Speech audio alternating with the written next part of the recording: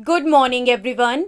This is Nilofer ma'am. I hope you all are fine at your homes and your study is going well. So, as you all know, that we are doing the syllabus of internal assignment 2.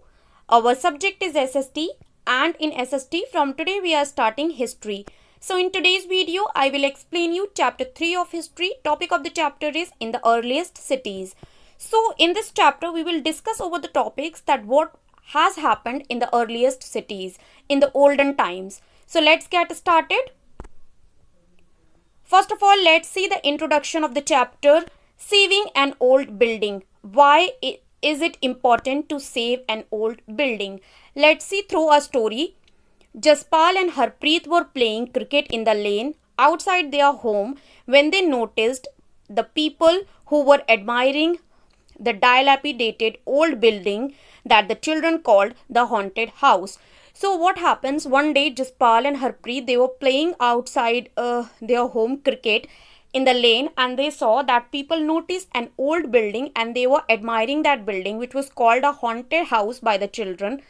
Look at the architecture, said one of them. Have you seen the fine wood carving? Asked one of the women. We must write to the minister so that she makes arrangements to repair and preserve this beautiful house. Why, they wondered, would anybody be interested in the old rundown house? So people were saying that the architecture of the building was very good. Some people were admiring the fine wood carving, and they were saying that they should write to the minister to preserve that beautiful building, beautiful house. And the children were wondered that why anybody was interested in the old house. Now let's see forward. So the next topic which we are going to discuss, that is the story of Harappa. So these words are very common if we talk about history. That city names are Harappa, Mohenjo-daro. So what is the story of Harappa? Let's see. Very often, old buildings have a story to tell. Nearly 150 years ago, when railway lines were being laid down for the first time in the Punjab, engineers stumbled upon the site of Harappa in present-day Pakistan. So what happened that before 150 years ago, when the first time railway lines were being constructed in Punjab for the first time, so engineers saw a site, and they were stumbled upon a site, and the site which is situated in present day Pakistan. To them it seemed like a mound that was a rich source of ready-made high quality bricks. So they carried off thousands of bricks from the walls of the old buildings of the city to build railway lines. Many buildings were completely destroyed. So what they have done, so the site was completely a mound of rich source of ready-made bricks, because they were buildings made by the bricks. What they have done, they have carried off thousands of bricks from the walls, and they used those bricks in the making of railway lines, and many buildings were completely destroyed in that site. Then, about 80 years ago, archaeologists found the site and realized that this was one of the oldest cities in the subcontinent. Then, what happens, about 80 years ago, archaeologists found the site, and then they realized that it was an oldest city in the subcontinent, as this was the first city to be discovered. All other sites from were similar buildings and other things were described as Harappan. So this was the first site which was discovered by the engineers at that time, by the archaeologists, sorry. And everything, the other things which were found at that site were described as Harappan. These cities developed about 4700 years ago. So before 4700 years, the cities were developed. Very often old buildings are pulled down to make way for new construction. Do you think it is important to preserve old buildings? So what happens often, people break old buildings to make new way of construction. So do you think it is important to preserve the old buildings? That is your view. So the next topic which we are going to discuss, that is what was special about these cities. So the cities which were found by the archaeologists during the excavation, what was special about them?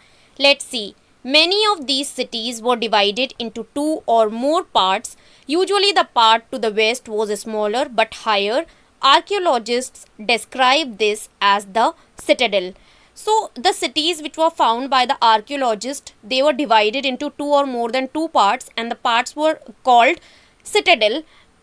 Generally, the part to the east was larger but lower, and the part which was to the east, that was larger, bigger, but lower from the ground. This is called the lower town. Very often, walls of baked bricks were built around each part, and very often, around the each part, walls were there of baked bricks. The bricks were so well made that they have lasted for thousands of years.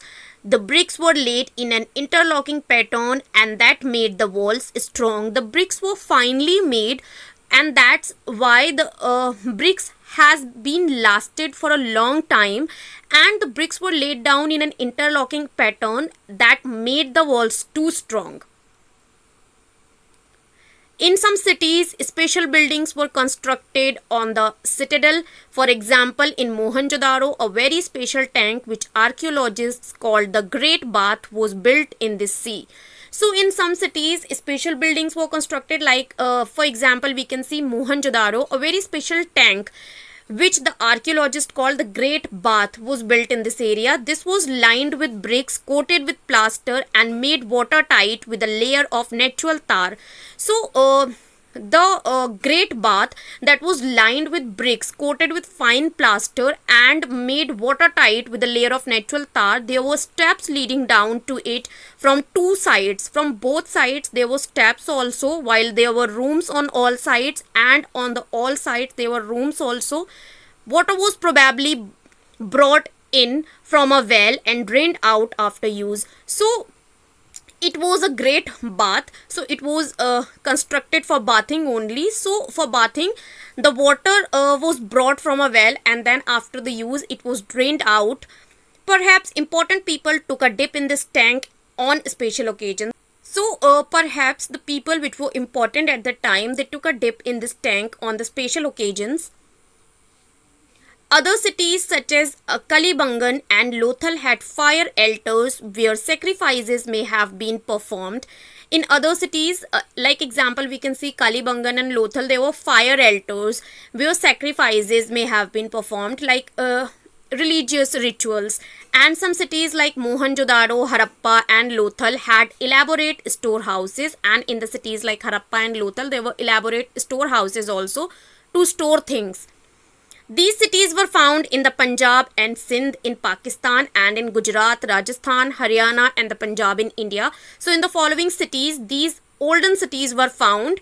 Archaeologists have found a set of unique objects in almost all these cities. So in all these cities, not only finally bricks were found, the other materials were also found, like red pottery painted with designs in black, stone weights, seals, which is called stamps, special beads, copper, tools and long stone blades.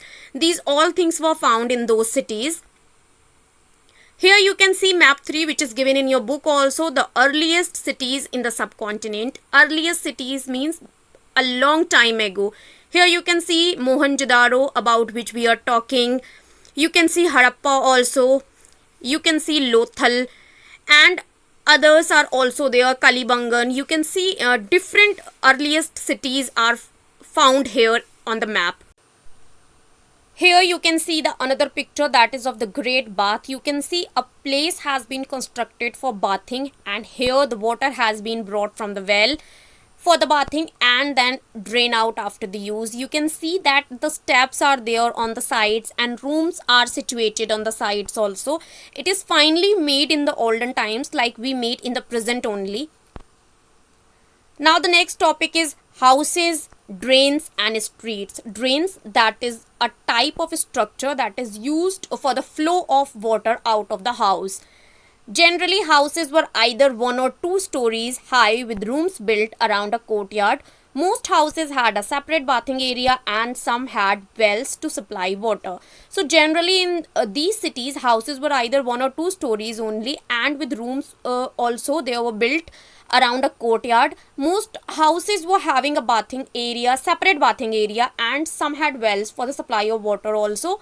Many of these cities had covered drains. Notice how carefully these were laid out in straight lines. Drains, I have already told you, that is an structure for the flow of water out of the house. So you can notice that how carefully these were laid out in straight lines.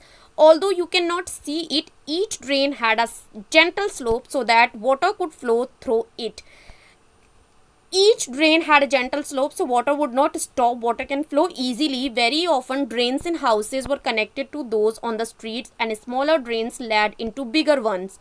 As the drains were covered, inspection holes were provided at intervals to clean them. So very often the drains were connected to the streets, and the smaller drains were connected to the bigger ones, and there were holes also for the cleaning of the drains.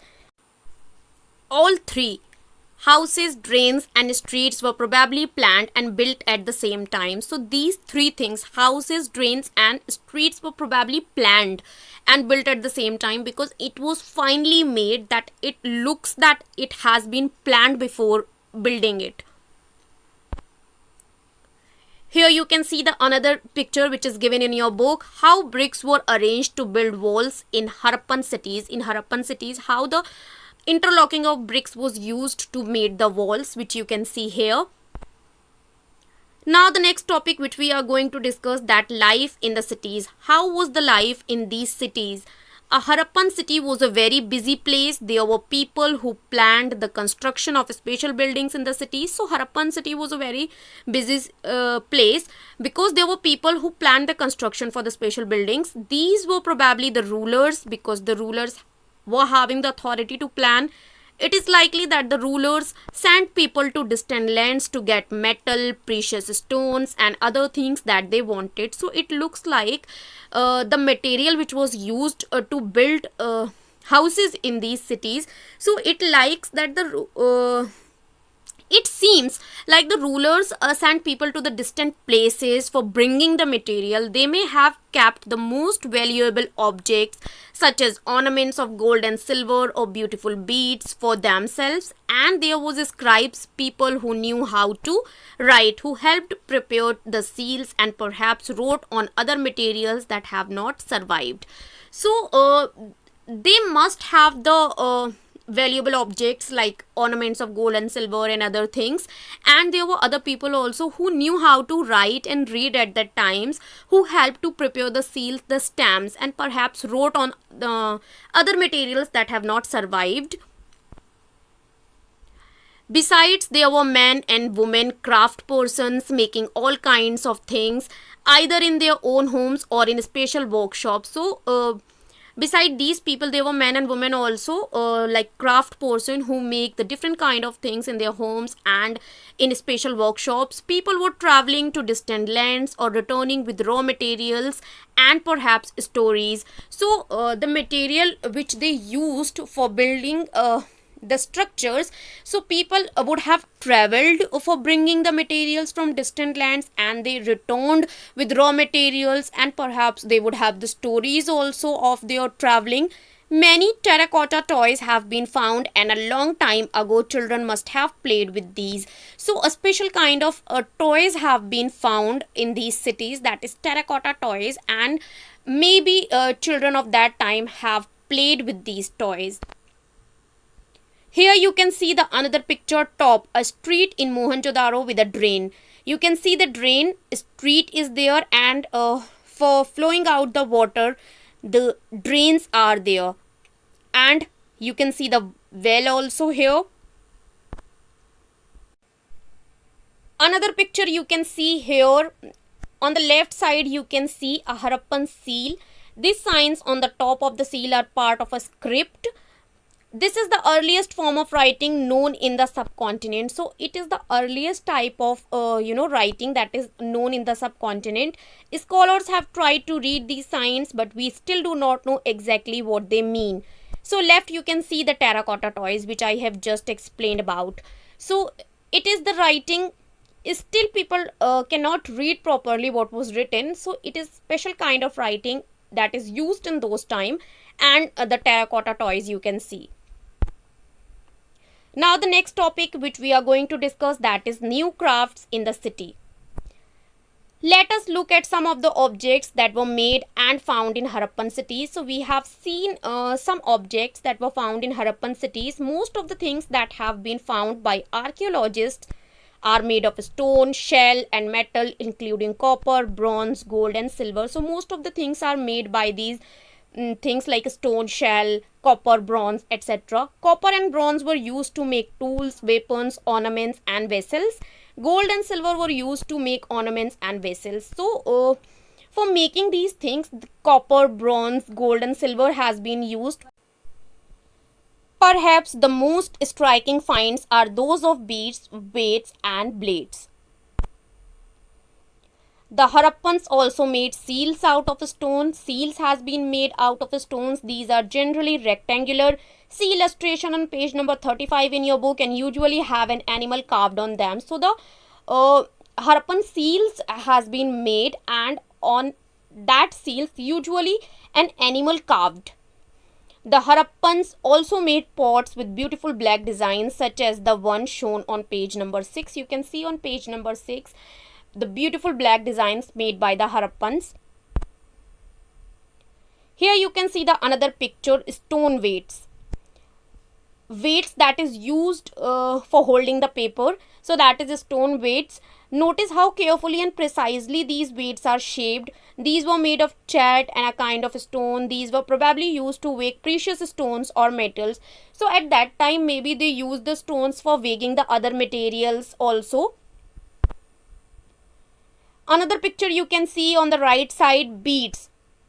You can see the beads here. Many of these were made out of carnelian, a beautiful red stone. So they are made from a beautiful red stone. The stone was cut, shaped, polished, and finally a hole was bored through the center so that a string could be passed through it. So what they do, they cut the stone, they shaped it, they polish it, and they made a hole in the between so that a string could be passed through it, and the ornaments could be made from this.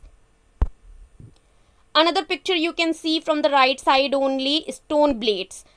Bottom right, embroidered cloth. A stone statue of an important man found from Mohenjo-daro shows him wearing an embroidered garment. You can see in your book also that picture, that a stone statue is there that is wearing an embroidered garment, which is given in your book. Cotton was probably grown at Mehergarh from about 7,000 years ago. Actual pieces of cloth were found attached to the lid of a silver vase and some copper objects at Mohenjo-daro. So cotton was probably grown at Mehergarh from about 7,000 years ago, because actual pieces of cloth were found.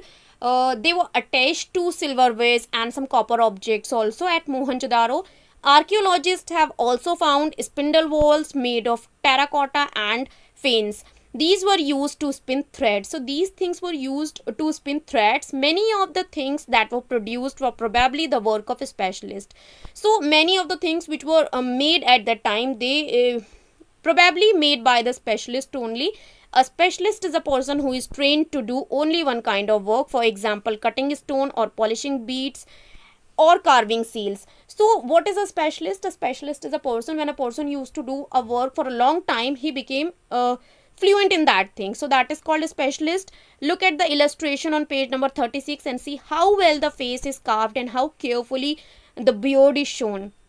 You can see on page number 36 also that how well the face is carved and how carefully the beard is shown. This must have been the work of an expert craft person. It is so fine that it has been made by an expert craft person and specialist. Not everybody could have been a specialist. Everyone cannot be a specialist. We do not know whether only men were specialists or only women were specialists. Perhaps some women and men may have been specialists. So we are not clear about it that the specialists were men or women. Perhaps some women and some men have been the specialist.